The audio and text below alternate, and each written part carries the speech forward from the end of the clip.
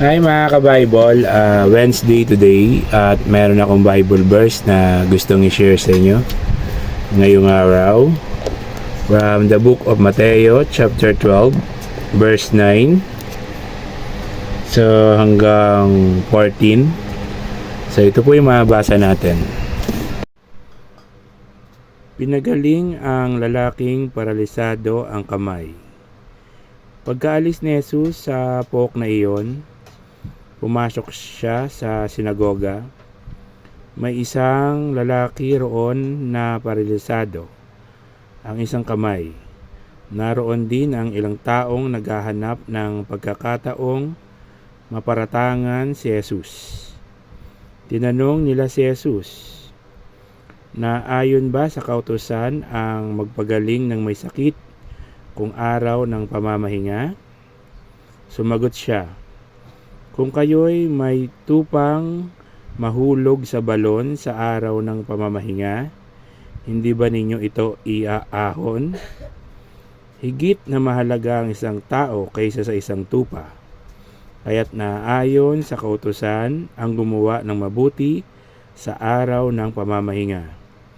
Pagkatapos, sinabi ni Jesus sa lalaki, iunat mo ang iyong kamay. Inuunat nga ng lalaki ang kanyang kamay at ito'y gumaling, gaya ng kabilang kamay.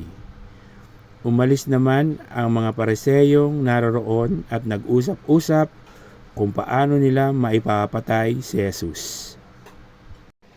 So yan po yung mensahe sa atin ng Mateo chapter 12 verse 9 hanggang 14.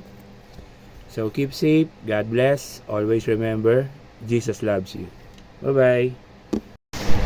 Hi mga ka-Bible, Wednesday today at meron akong Bible verse na gustong i-share sa inyo ngayong araw from the book of Lucas chapter 10 verse 17 hanggang 20.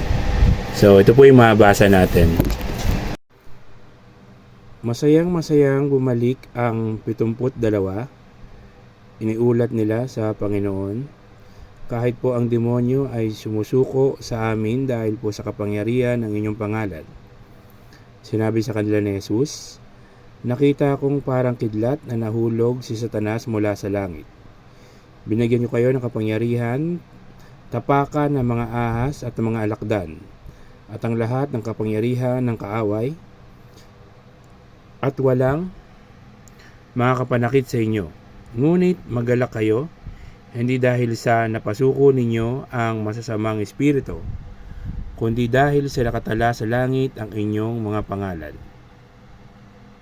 So yun po yung mensahe sa atin ng Lucas chapter 10 verse 17 hanggang 20. So keep safe, God bless, always remember, Jesus loves you. Bye-bye!